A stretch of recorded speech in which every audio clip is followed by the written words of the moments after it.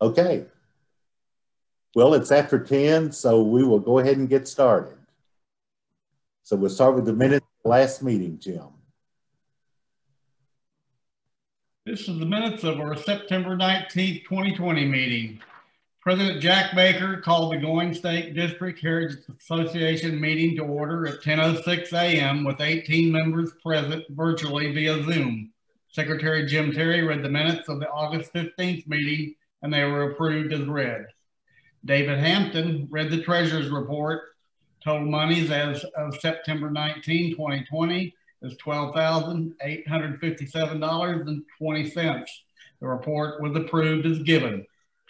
Mary Bell Chase gave her Cherokee Moments presentation from the Doris Duke collection that is available online. This is an Indian oral history collection from 1967 to 1972 that includes very interesting information about many aspects of Cherokee life. David Hampton's presentation was about John Drew, a Trail of Tears detachment leader and a Confederate leader of a mounted Cherokee Rifles Regiment. In new business, Jack Baker told us about the upcoming virtual conference, Becoming American, Moravians and Their Neighbors, 1772 to 1822, that starts next week.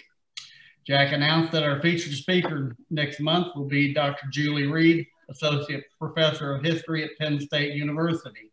President Baker adjourned the meeting at 11:26 a.m. Okay.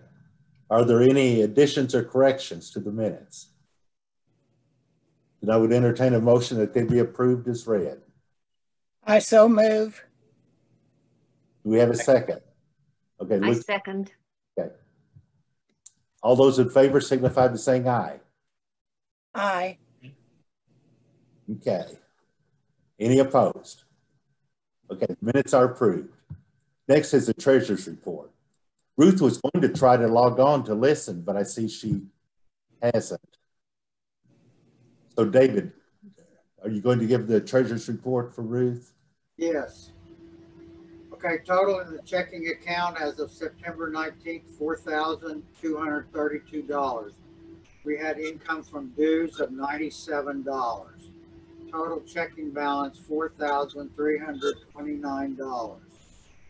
We had the CD beginning was $8,625. Interest earned $9. Beginning balance, $8,634.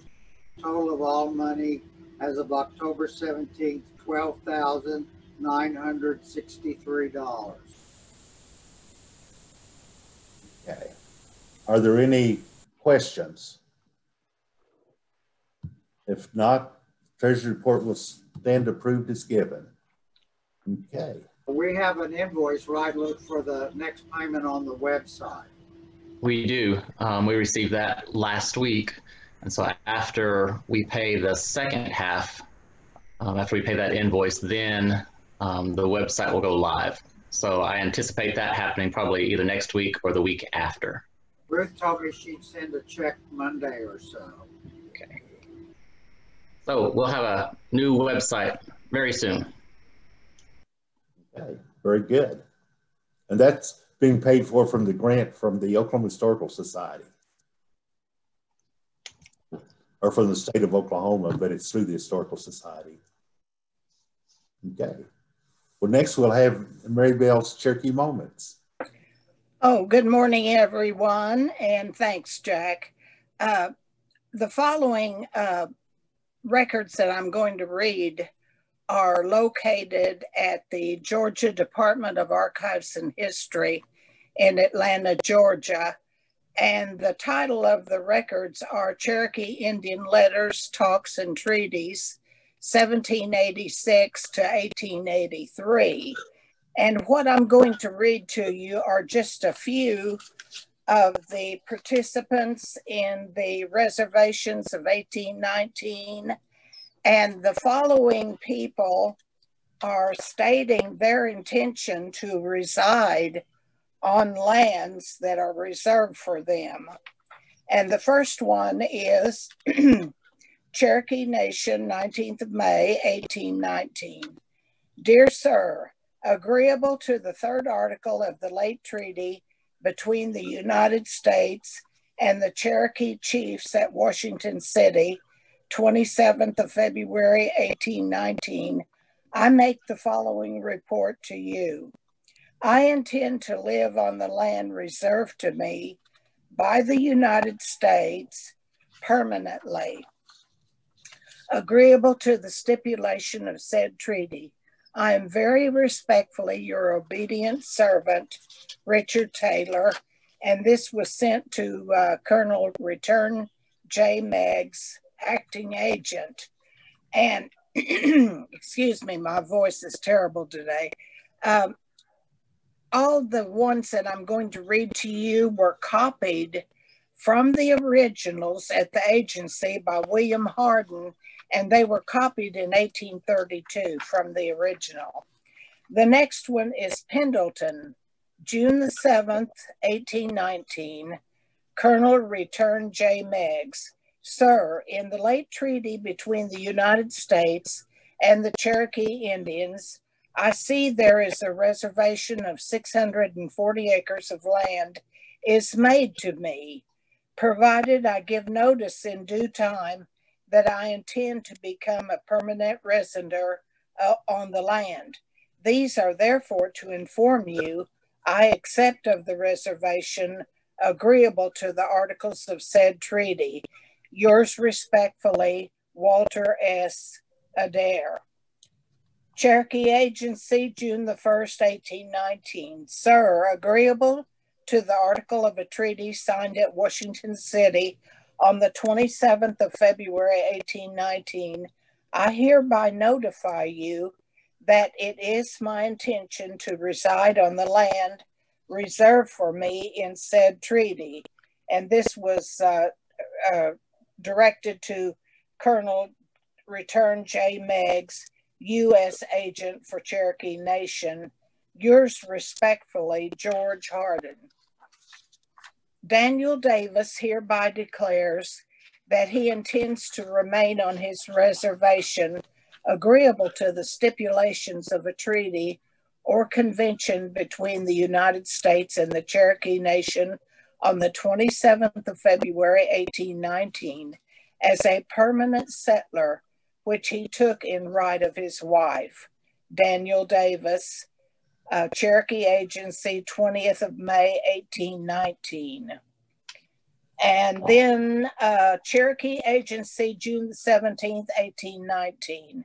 Sir, finding that some of those persons who have been granted special reservations in fee simple by the late treaty concluded at Washington City on the 27th day of February last, have thought proper to report to you, agreeable to the condition stipulated in the third article of said treaty.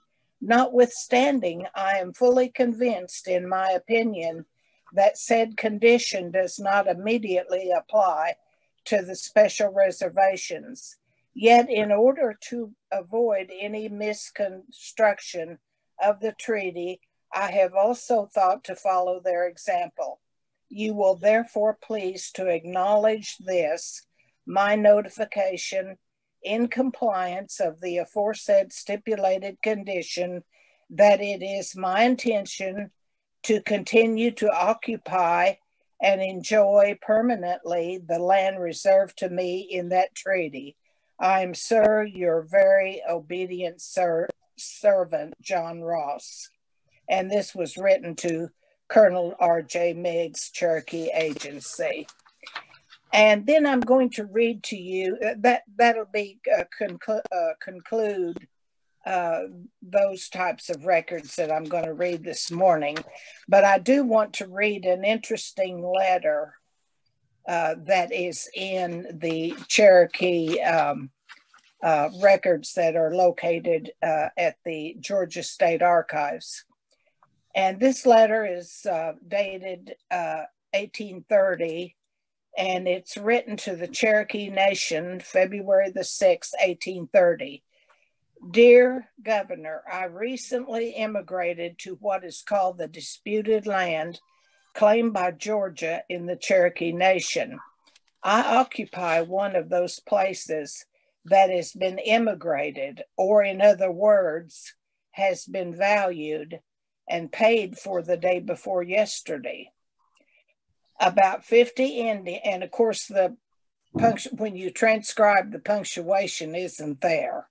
So I should have said and paid, and then went on to say, for the day before yesterday, about 50 Indians headed by Major Ridge was ordered out by John Ross, principal chief of the nation, to burn every house that had been immigrated, which houses was without exception was occupied by white people. They commenced their devastation in what is called Vans Valley, burnt every house in the valley that was occupied by white people. They then proceeded to Cedartown and burnt several there, came from Vans Valley down to what is called the Terrapin Creek settlement, and in parentheses, where I live, to bear us the news and to inform us that they intended to pay us a visit today. The settlers arose in mass and came to the determination to defend their houses at the risk of their lives, and it was thought advisable to meet them before they reached the settlement. 23 collected, armed themselves, and set out for Cedartown, where they expected to meet with them. But when they reached that place last night after dark, they had just burnt the last house and had dispersed. But they succeeded in taking 5, and then in parentheses, one of which afterwards got away, and has taken the 4 to Carroll County to be dealt with according to the law. 2 warriors who had just lain in, one of which but 6 days was turned out of doors. The household plunder was thrown out and the house burnt. The mother's infant was about a week old. She barred up the door and stood against it, but they broke the door down with an axe, and she got severely hurt in scrape. We understood that in a few days they intend to pay us a visit. We have come to the determination to defend our houses to last extremity, and I really apprehend, if they should come, that we shall have a bloody engagement.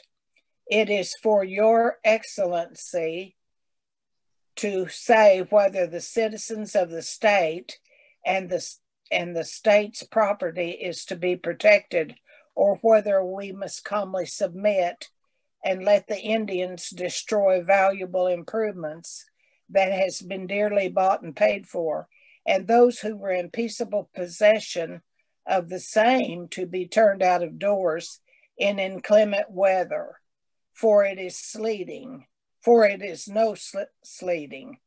The common Indians is disposed to be very friendly, but it is the half-breed and Indians that is in authority that does to prevent immigration. The men that went on from this neighborhood went by David Vans. They found him at home, and for fear that he would dispatch a runner to those who was engaged in house burning, they took him a prisoner as far as Cedartown. They then discharged him. I am fearful that they acted somewhat rashly. They abused several of the prisoners after they had surrendered. And wouldn't you know that there is no signature to this letter except initials, and the initials are JBP. P.S. Would it not be right to offer a reward for all that was concerned in the house burning? I can get the names of the title of them. John Ross gave the orders. Charles Van and Major Ridge was 2 of the principal actors. And that concludes my Cherokee moments for this morning. That's very interesting, Mary Bell. Appreciate that. Yeah, thank you. Okay. One announcement, in case some of you haven't heard, I think most of you know, Richard Starbuck of the Moravian Archives died a couple of weeks ago.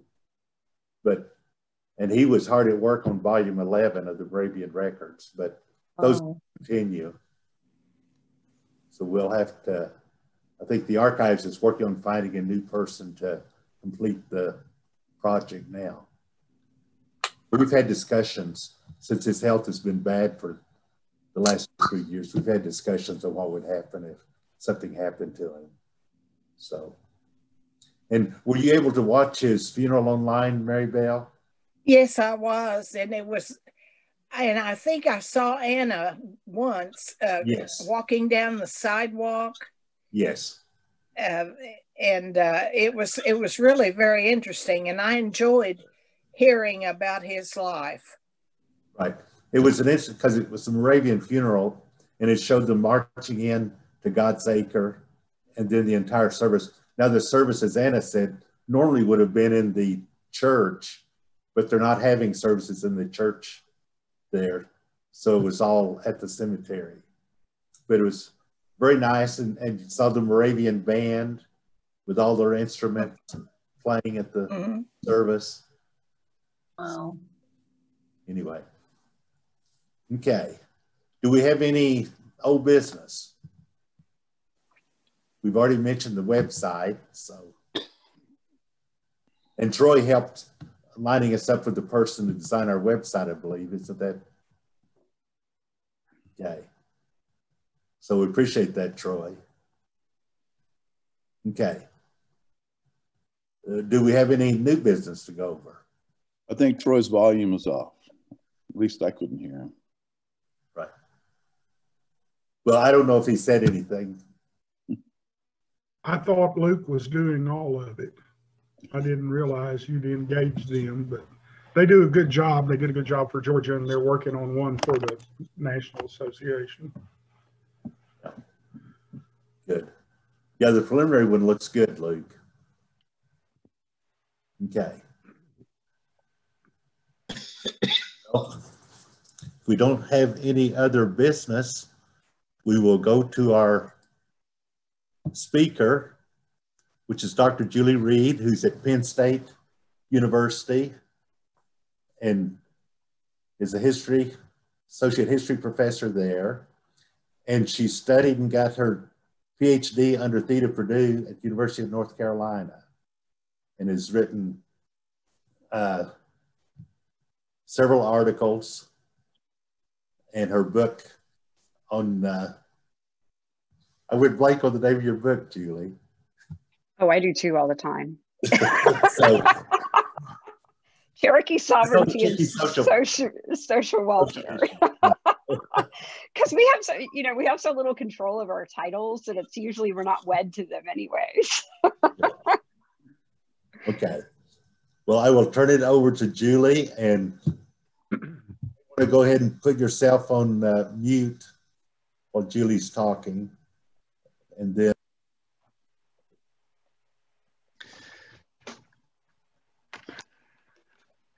And Julie, you should be able to click the share. Yep, I see it. Perfect. Okay. It takes a few seconds for it to share, but okay, we see your screen. Perfect. Okay. So this is I should say what the second project is. I'm currently at work on a book on comprehensive history of Cherokee education, which begins in the archaeological record and runs hopefully through the 1970s. The last chapter is going to be a bear to kind of condense. So part of this comes from, some of you may know or not know, that I've been doing some work with folks at Tennessee and with Bo Carroll, who is Eastern Band and works for the Tribal Historic Preservation Office out there, but is also an archaeologist. And we've been going into these caves in the Old Nation that have early syllabary written inside them. And it's not Sequoia's writing, although it's probably at least one of the hands seems to be, is Sequoia's son writing in one of these caves, but there are other authors writing in these caves, and they're doing a variety of things. Some of it is cosmological. Some of it is just recording events that have taken place. So it's kind of a historic narrative, it's dated, and then it's a description of an event. And there's 2 caves that we've documented. We've gone into a 3rd cave that didn't have, had some signatures that maybe were historic signatures, but were not syllabary per se. We have a couple more caves that are kind of obvious places to look. Some of this stuff is kind of hidden in plain sight. It's underneath other graffiti. So it's kind of buried under lots of other graffiti. And when I went into these caves, which I never thought I would do as a historian, like that's the last place I thought that I would be doing any kind of archival research, it occurred to me, it kind of got driven home to me that Sequoia often gets wrapped up in kind of this midpoint of Cherokee education as being the starting point of our educational history, much like the missionaries and mission education and English language education get often talked about as the starting point of our educational trajectory. And when I went into these caves, it occurred to me that that's so wrong, that Sequoia is really a kind of hinge point that connects an old language from the archaeological past to the kind of future moving forward post-removal, so that Sequoia is kind of a midpoint as opposed to thinking about him as a beginning point. And that Cherokee education also needed to be rooted in a much older educational tradition that doesn't end as a result of Europeans and Anglo-Americans arriving on the scene, but is a continuation of much older processes. And again, not that it isn't undergoing change, but that in fact, there's a deep, rich intellectual history amongst Native peoples that often gets overlooked in histories of American education more broadly. So I'm kind of having 2 conversations in this book, one with historians of American education who act as if there is no educational traditions that existed before the arrival of Europeans, right? That all education begins with Europeans, and that really diminishes the intellectual capacities of hundreds of tribes.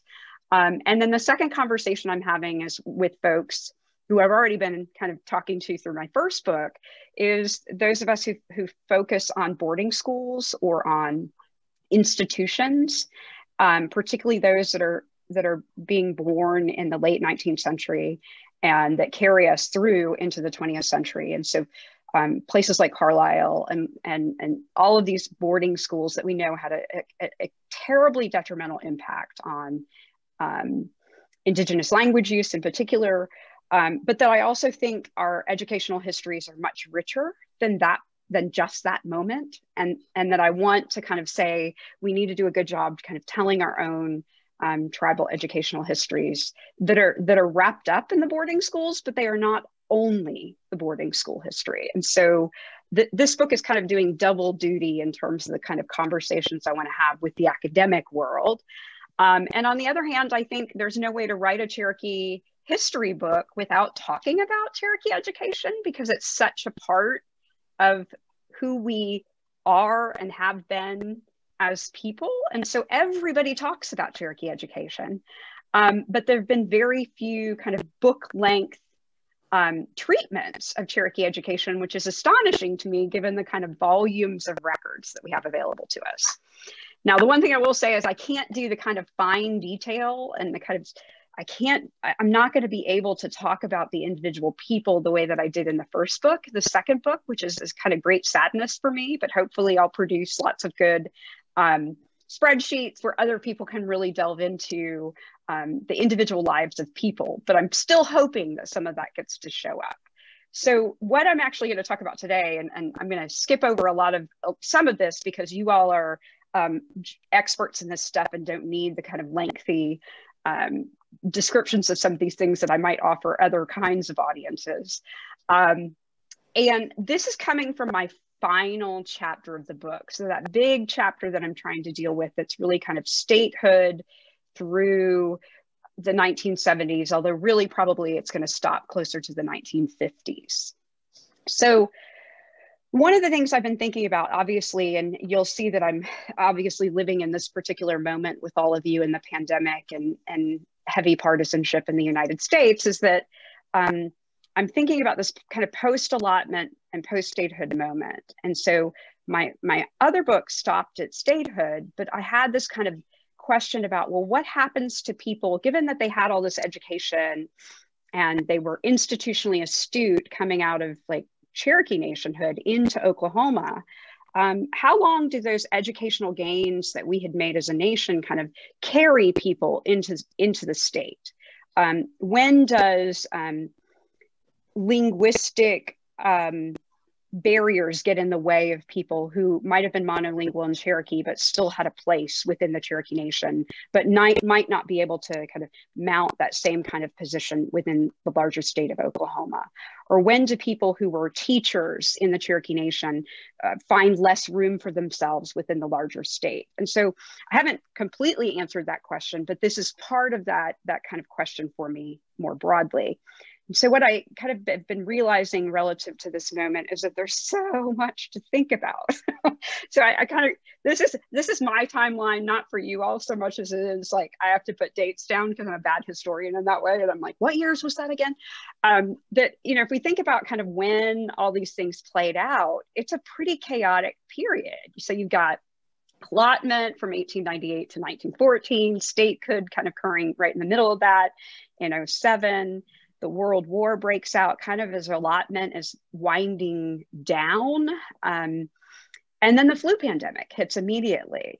And I think about, obviously I'm thinking about this relative to our current moment and current in terms of the way that our communities feel, right? I just saw the statistics for September that we lost another 9 speakers during the month of September. I believe the numbers in July were that we lost 7 speakers. And some of those are connected to COVID. And so I think we have to think about kind of the correlations and the parallels. You know, one of the stories in my own family is that there were ceremonies performed for all those Gaduas that went off to war in order to protect them during World War I, and that all of those guys came back, made it back. But I guess the irony of that moment is that as a result of those soldiers coming back and as a result of them coming back into the community, many of them brought the flu pandemic with them. And Redbird Smith ultimately dies as a result of the flu pandemic. And so I think that, you know, this is one of those moments where we think about the kind of conditions of that moment that on the one hand were extremely uplifting and supportive of one another, and on the other hand had these other kinds of effects that maybe weren't anticipated. You know, even relative to the flu pandemic, the women's suffrage is playing out during this period.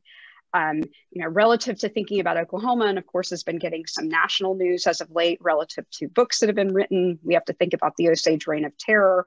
And of course, I'm sure all of you, like me, go, well, the Osage Reign of Terror was happening within the Osage Nation, but there are similar kinds of stories coming out of all of our communities in terms of the exploitation that was happening, and some shadier kinds of activities that went on during this period. You know, we also have to think about the Tulsa Race Massacre that's occurring, that occurs during this period. And then, of course, we often equate the Depression with a much later moment, but Oklahoma, the Depression sets in much earlier. I mean, the soil is already eroded as a result of the kind of high settlement. The conditions have changed. Farming is becoming more difficult. And so we have to think about all of those things occurring within basically a 25-year span of one another. So a single generation is experiencing all of those things. And then how do you recover from that, especially if we think about land dispossession that's occurring as a result of the aftermath of allotment for many of our families. And so I'm not going to say a lot about allotment. I just, you know, you all are probably, some of you already know Rose Stremlau, and I think her book does a great job of kind of seeing how allotment played out in one particular family.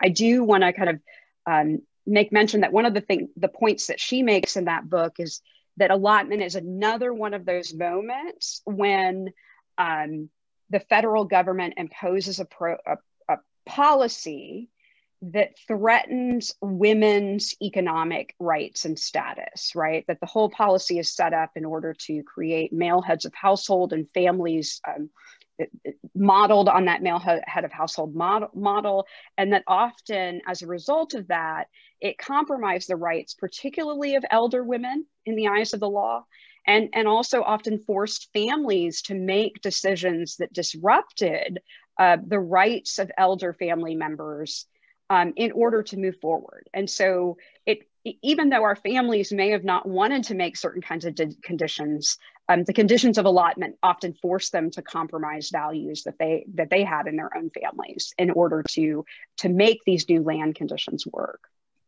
And of course, I want to make mention of like how all of this, we can't get away from kind of the gendered implications relative to men and women that this moment also represents. So you all probably know this story better than I do, that at statehood in 1907, they actually chose to symbolize the merger of Indian Territory with the Oklahoma Territory through a live action marriage ceremony between a non-Native man and a Native woman. And that Native woman was actually a Cherokee woman. And the stories are, I went back and read some of the stories and pulled some of them around a couple different themes. But one of the things that is slightly troubling is that, you know, there's these mentioned in this article I included is the bridegroom is only 18 years old, but is capable of assuming all the matrimonial responsibilities of a stalwart youth. Then there's this later statement about we shouldn't pay attention to the age of the bride, right? And there's a constant kind of emphasis on there's consent to this marriage. And yet we know the history of of the 5 tribes kind of resisting statehood. It's kind of laughable to think about this as a moment of consent when the state of Sequoia has been proposed by the tribes, that every effort has been made to kind of resist this merger, and that Oklahoma Territory wasn't real thrilled about merging with Indian Territory either. So this whole idea of like, this is a marriage that people have consented to is almost laughable given the longer history that we know has played out. And so there's all of this emphasis on don't pay too much attention to the bride's age. And I actually found another article that talked about is slightly after the ceremony, but it was basically like, ooh, the Miss Indian Territory was a little more powerful than we thought, and she may be pushing back on this marriage, and so, and divorce may be coming. And so, you know, on the one hand, you know, even the newspaper articles picked up kind of on the tension between this, even as like a lot of the rhetoric was like, oh, this is all about consent. People are happy to marry these two places together, which is just obviously not necessarily the truth. I also think it's important, like when we think about this particular moment, is even though I just said what I did about allotment and women's rights, that women within the 5 tribes in the Cherokee Nation specifically often did possess more property rights than their female counterparts in the larger US. And so being invited to join the United States potentially threatens women's property rights if they're then asked to join with the property, you know, kind of fall in line with the property rights of women in the larger US.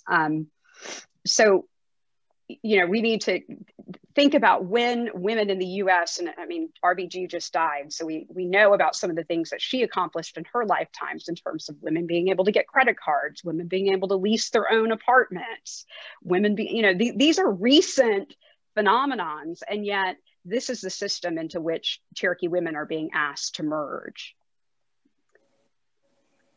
Now, in terms of the United States participation in World War I, obviously we're kind of late arrivals in that. And at the same time, we also know that Native Americans throughout the 20th century served at higher rates per capita than any other group. And so even though our population was so much smaller than other groups, our community members are serving in much higher numbers. And of course, that is going to have ramifications relative to the flu pandemic as well. And then the flu pandemic is kind of an interesting moment. And as I already said, that in fact, these soldiers are circulating the pandemic in other communities when they're coming home. It's also a kind of moment, again, there's some interesting parallels to our current moment, because the flu pandemic was erroneously referred to as the Spanish flu pandemic. And yet a local doctor reported the first cases at Fort Riley in Haskell, Kansas. So it's being touted internationally as a Spanish flu pandemic, when in fact the first cases are actually documented in the United States. And if we think about the location, right, Haskell, Kansas, the reality is that many soldiers from that region probably would have passed through Fort Riley one direction or another. And so even if they managed to get home from the war and not be infected, that Kansas is in such close proximity to Oklahoma that people are being impacted one way or the other. And at Fort Riley in March of 1918, they had 500 cases reported just at Fort Riley alone. Now, most of those soldiers wound up shipping off to war. And so those soldiers are also transmitting that flu globally. And of course, some of those soldiers are staying in the United States and spreading the flu domestically. And I, picked a few. These are mostly from Tahlequah and Muskogee papers, these little articles that you see on the screen, kind of reports about the pandemic locally. Jane Terrell, wife and 2 children, are all victims of the flu. On account of the flu, many of the farmers were behind with their fencing and other winter and early spring work, but just watch the old boy when once more he gets into action. The writer has been successful in dodging the flu so far, but since last writing, we have had another fatality in our community. Woodall School has a very good attendance considering the amount of sickness in the neighborhood. And then there are other articles that are just very rosy about it. We're good, all is well. And of course, we know that, just thinking about our current moment, that some communities can be really under being overwhelmed, while other communities have very low rates of infection. And so you see that even in this moment in terms of how largely Cherokee communities are being impacted, that it's uneven even in this particular moment. Another kind of irony that I thought, again, historians don't like to say too much about how the past necessarily informs our present, but there are these eerie parallels between the former moment and the current moment. And this is from the Claremore Progress in October 1918. And I just thought that these 2 articles next to each other were kind of interesting. So you've got this long article about the Spanish influenza and all of the things that you should do to prevent getting infected. And some of them could be pulled into a pamphlet today, and actually probably have been, in terms of the similarities, in terms of what people are being asked to do. Use a handkerchief when you're sneezing, wash your hands, wash your clothing. And then at the same time, right next to that, we're getting discussions of women's suffrage. And there is a specific, let me move down to the section. Right, the very second to the last paragraph, political justice has given these women the protection of the ballot. In Oklahoma, 356,194 women are disfranchised, right? And so, specifically the number, they're kind of thinking about the numbers in the region and what the vote would do for different states. And of course, this article is in favor of women's suffrage. But again, these kind of debates about the role of women right next to kind of questions about how they handle the pandemic.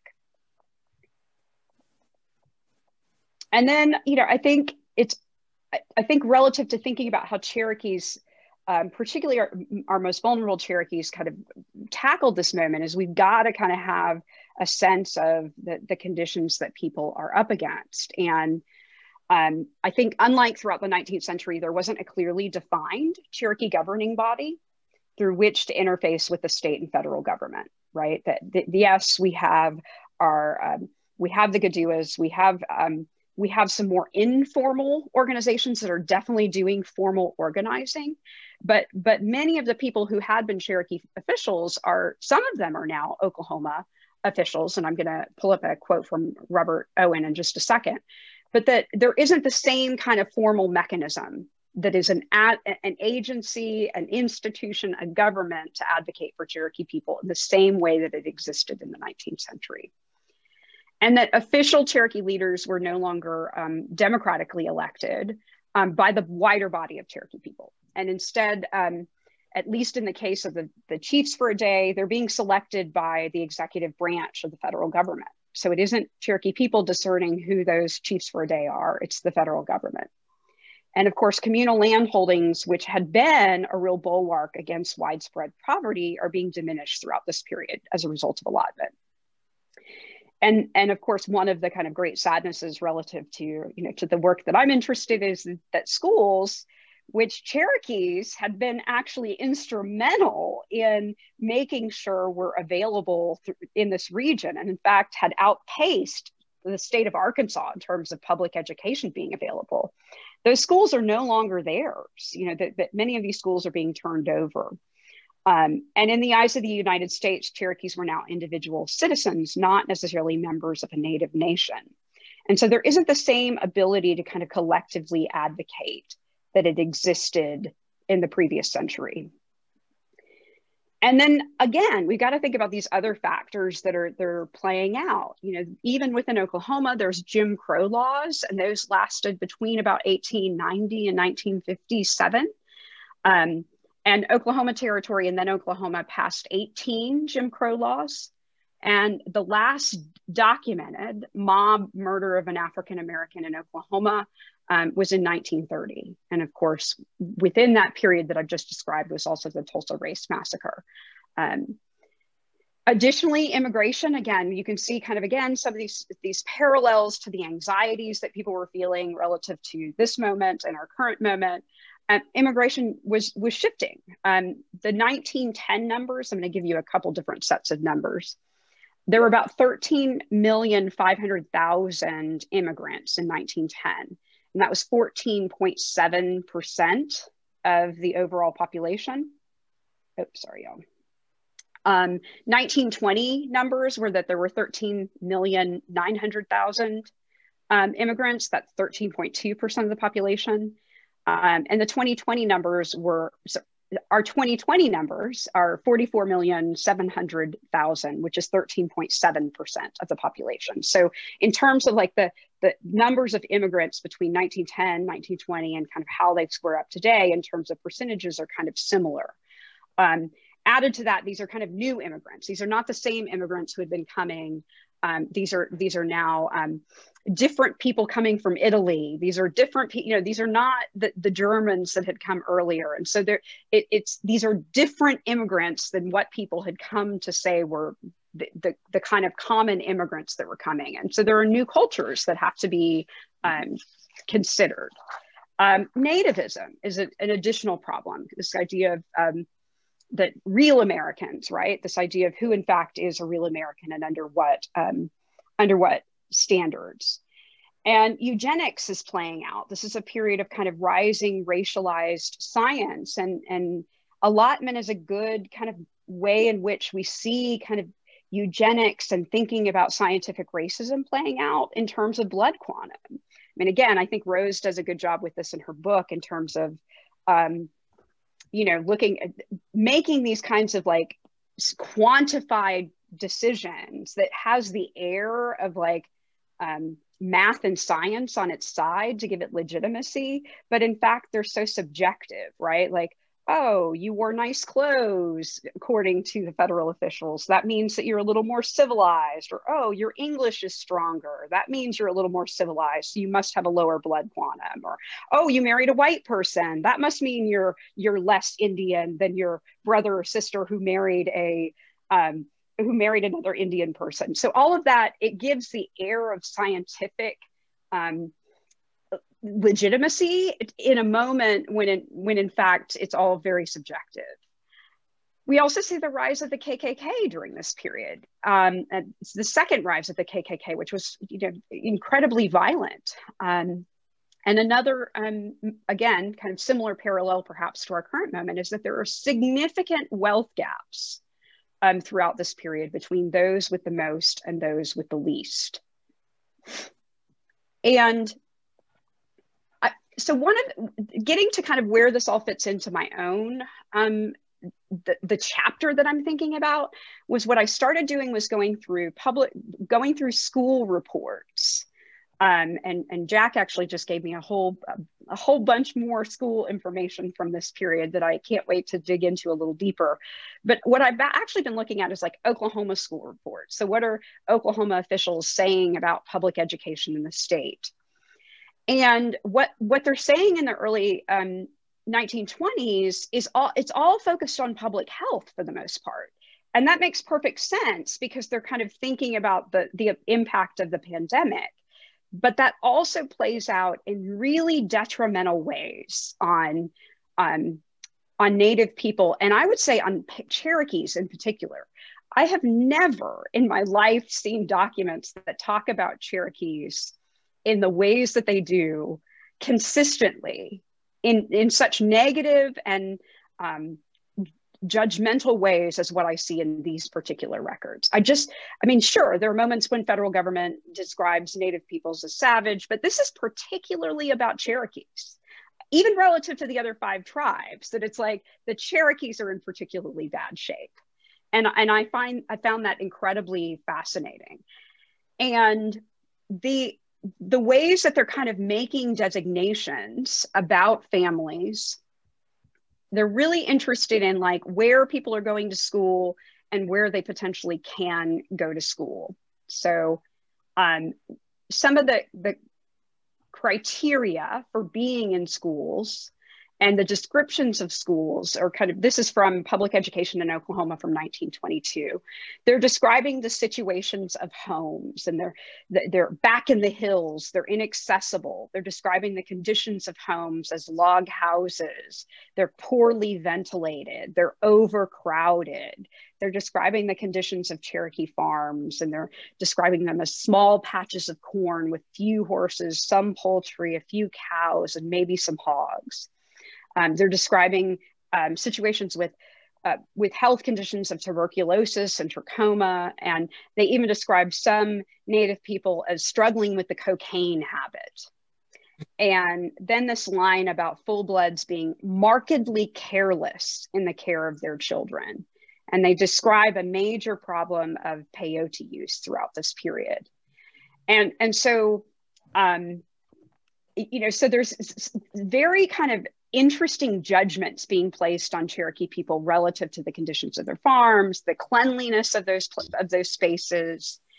And then they go on to classify the Creeks, the Cherokees, and the Chickasaws, and we're divided out in at least one of these reports, as the town Indians, those who send their children to town or boarding schools, junior colleges in nearby states, and their parents are leaders in communities, versus the full-bloods and many mixed-bloods, who they kind of generally describe as living in 2 to 4 room log houses in the country that are not well kept, they're untidy, they're maybe not dirty, but they're not tidy.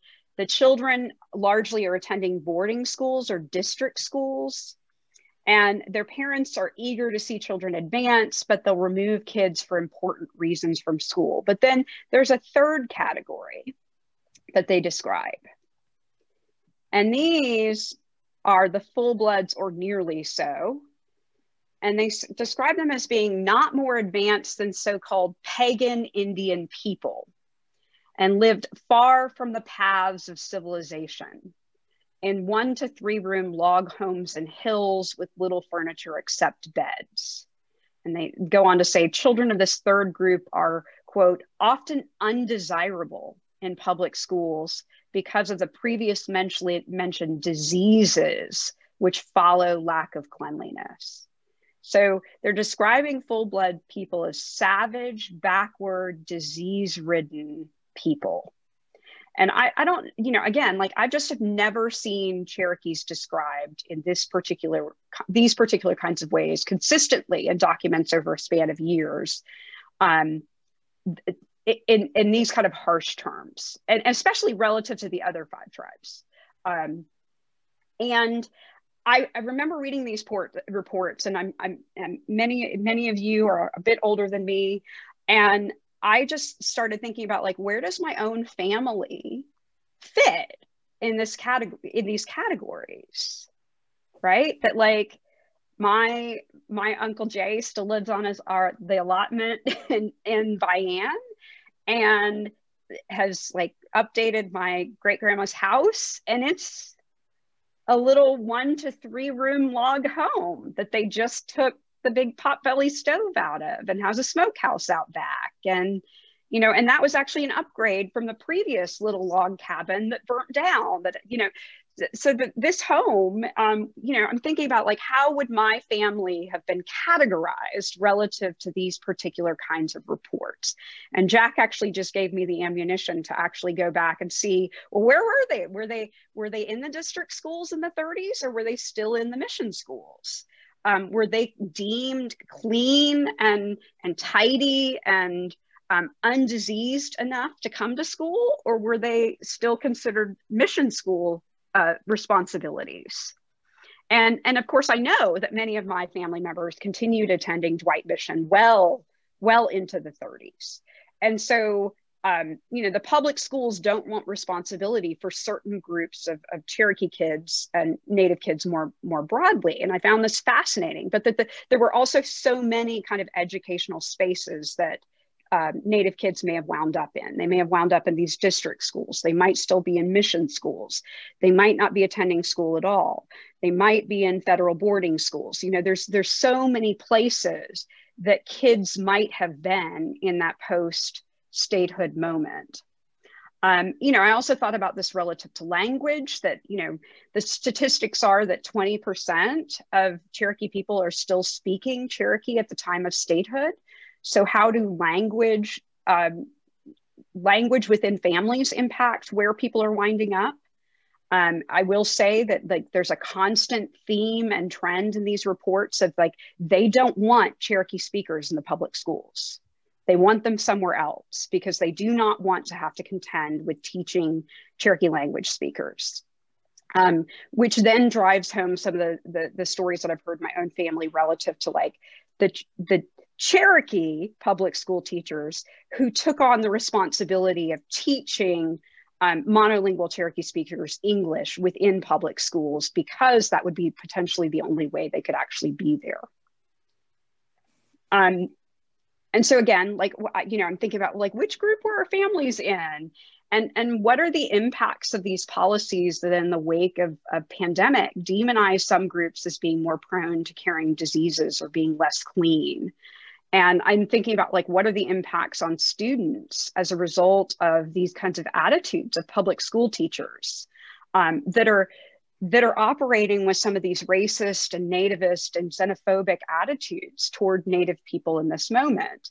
And I, you know, I have long thought, you know, I've long attached federal Indian policy to certain kinds of thinking that impacted my dad's childhood. My dad was born in 43 and his sister was born in 45. And I always thought, oh, well, maybe it was the changing attitudes relative to termination and relocation. But then I'm thinking, no, these ideas have now been circulating for 10 to 20 years by the time my dad's at an age to kind of start thinking about entering school. And the descriptions of his school experiences actually match these ideas. These kind of, like, these are the ideas that are circulating in public school reports and are impacting attitudes that were held against him when he did enter public school. And, you know, being asked to, and of course, funding relative to Native kids too. But I meant, again, one of my dad's, and again, you probably have stories similar, but being asked to stand up in class if you were a half-breed so that they could identify the half-breeds. And I'm sure they were doing that for federal funding, but that it was demoralizing in my dad's memories. I mean, he does not remember that particular experience as being a positive one. But also being, you know, my dad was being raised by his white grandparents who didn't want him to interact with his full blood grandparents on the other side. And, you know, where is that coming from? Well, it's coming from these ideas that, in fact, people living in 1 to 3 room log homes that still speak Cherokee are dirty and diseased and less than desirable. And so it's easy to see how those attitudes are having like major impacts in the minds of people, both within Oklahoma, but nationally relative to Native peoples. And so then if we think about termination and relocation as kind of the next policies that are coming, it's easy to see too how a kind of these kind of ideas that have percolated since the 20s set the scene for kind of a changing policy that potentially is going to be extremely detrimental to many tribes, but also are kind of responding to these conditions on the ground that are depression-like. And in fact, people are in some instances in really dire situations relative to this moment. And so then I don't want to end with like people having these bad ideas because, you know, the question then for me is like, okay, so yes, all of this is awful. These are terrible attitudes to have toward Native people, but how did Cherokee people overcome this? How did the community continue to support each other? That leads us to where we are today. Like, what are the sustaining practices that come out of this period? And I think there's some easy answers. And then again, probably all of you can give me some more vignettes relative to these things. That one of the things that becomes obvious is that depression, like Oklahoma, leads to lots of itinerant labor. So Cherokee women and children are staying close to home. Cherokee men are going to lay railroad ties. You know, they're involved in other kinds of itinerant labor that heads other places. And in fact, there are later reports, particularly during termination relocation, when those policies did come into play, that they actually have paths of relocation that occurred, but those were already in play because Cherokee people and Native peoples more broadly kind of understood that they needed other kinds of economic opportunities to sustain their families. I also think that one of the places we can look for stuff is institutional opportunities. So there is a way in which lots of Cherokee people had been educated and were public school teachers. They had worked at the penitentiary. They had done all of these institutional jobs. And so they're sustaining themselves through those same kinds of institutions within the state of Oklahoma to support their families. They're continuing to be school teachers. They're continuing to work locally within institutions within the state to support each other. And of course, going back to my kind of original point relative to the war is that they're joining the military. And I think we often frame the military as, you know, Native men continuing their warrior tradition. And I think that, you know, I think that's one way of thinking about it. But I also think that lots of Native men are thinking about how can I best support my family? And that I can support my family by joining the military and having a paycheck and having some opportunities that may in fact help sustain the people I'm leaving behind. And so I think we've got to think about like the community values that are embedded in military participation that we often overlook in favor of some kind of masculine warrior tradition that I think is in part true, but that I think it's also about like the military, and Cherokees know this, military participation results in pensions. Military participation, if you get hurt, results in disability pensions, widows' pensions, orphan pensions, and that all of those things equate to care of family.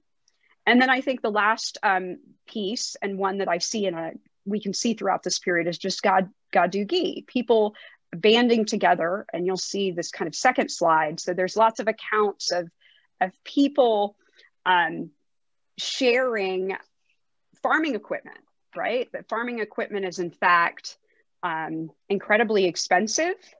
And so if one person in the community could buy a particular piece of farming equipment, then other people in the community could share with that farming equipment. And I also think that we can't overlook those national leaders who did come out of a Cherokee tradition. So one of the things I want to read you a quote by Robert Owen relative to a speech he gave where he's advocating for public health measures in the larger United States.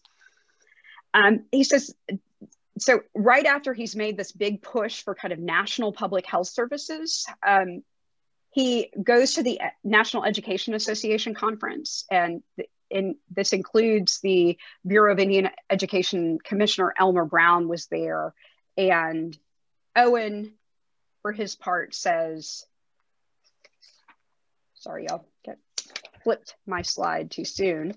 So in 1910, this is what he says. He says, the physical health of the nation depends upon the prevention of epidemics, upon purity of water supply, upon clean air, pure foods, sanitary conditions, reasonable hours of labor, protection of children and infancy from exposure. So even though Robert L. Owens is kind of speaking on this national platform, certainly all of these things are relevant to the kinds of conditions that Native peoples in Oklahoma are facing more generally. And he's up against people who are saying very different kinds of things about Native peoples. So the Elmer Brown, who I just mentioned at the NEA conference, was complaining about the white man's burden as being tasked with providing education and health services to, quote, some 30,000 natives of different backward races, Indian, Aleut, and Eskimo. And as eugenics took hold, which would later give rise to Hitler's policies, the policies in the NEA also included papers on subnormal pupils and those with mental retardation, and said that in the public schools, were kind of advocating for how they should be treated. And it included those who still operated on, quote, a lower evolutionary level. And an example of those who operated on a lower evolutionary level, this was individuals who used, quote, the Indian method of symbolism. So, they're making statements about the capability of students relative to being indigenous. And I came across this report, and it's actually written by Angie DeVoe, who we probably all know really, really well. But one thing I thought was fascinating, and I can't do my work without Angie DeVoe, but she wrote a report in as a result of like some work that she had done in the 30s, but this report comes out much later. And she reports on a woman who, in the summer of 1935, her name was Lola B. Hunt, and she lived in the Lion Switch community in Adair. And she was, as a result of her teaching assignment at Sequoia, she was required to live in a Native community that she was going to serve in advance of her taking her position at Sequoia. And in the report that DeVoe gives, she describes Lola B. Hunt as living with, quote, a full-blood Cherokee woman, an elderly matriarch of the old time, who still ran a little store and lived in a big house where she had reared her family and innumerable homeless children. And, so I immediately thought, like, no doubt is Lola B. Hunt receiving a certain kind of education from this Cherokee woman, right? Like, here's a woman who's like, you've taken children who need to be taken in, which again, most of our families did. Cousins came to live, other people came to live when they were in need. And DeVoe goes on to kind of basically spell out the additional parts of that curriculum, although she doesn't describe it like that. So, Hunt's learning about matrilineality from this elder Cherokee matriarch. She's also learning about women's economic rights. Here's this woman who's running a store, doing her thing. And she's also really learning about the roles and responsibilities of women, both to their families and their clan kin, but also the kind of continued tradition of adopting children who are in need of care. And so, it strikes me that if these are the only curriculums that Lola Hunt mastered during this period, that's pretty significant. But DeVoe also goes on to allude to additional education that she received from this woman as Hunt attempted to provide education of another kind. So, quote, Mrs. Hunt collected the children at the schoolhouse for recreation. She visited in the homes, walking the woodland trails, and became acquainted with the people. With Mr. Hunt, who drove out 40 miles from Sequoia School, she attended the little church.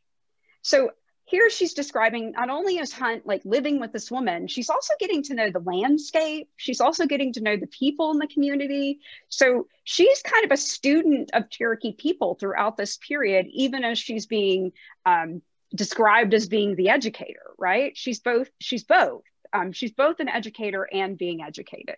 And she's getting this kind of traditional education that Cherokee have been providing to people for millennia.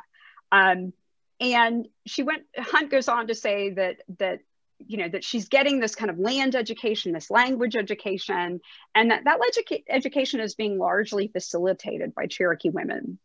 And DeVoe reported that in Lion Switch, quote, the public school had little influence. Its tax base was poor land dotted with tax-free allotments. The Indian children stayed away through parental indifference, language handicap, and lack of suitable clothing and food for the noonday meal. And I think we need to push against that and kind of think about what were the conditions in communities and the attitudes that people held that perhaps kept children away from school in this post-allotment period. And at the same time, this particular program that Lola Hunt participated in were successful in part because the federal government supported them, and in part because of allies like the Hunt family. But they were largely successful because of the kind of unknown servant teachers that this woman, this Cherokee elder matriarch, actually never gets named in DeVoe's report. So we learn all about what she did, but we never actually learn her name. And I cite this example just because I think it's so important that we think about the many ways in kind of moments of uncertainty that there were moments and ways that people could be good allies and be good neighbors and also be silent pillars that were teaching others about how to reckon with these moments. So, this unnamed woman that interacts with Lola B. Hunt is kind of an unsung hero. And at the same time is a Cherokee woman doing what Cherokee women have always done. And so I think, hopefully I'll find out who this woman is. I'm hoping that if I go to Angie DeVoe's papers, I can actually figure it out, or that somebody who knows this story, in fact, will say, I know exactly who that is.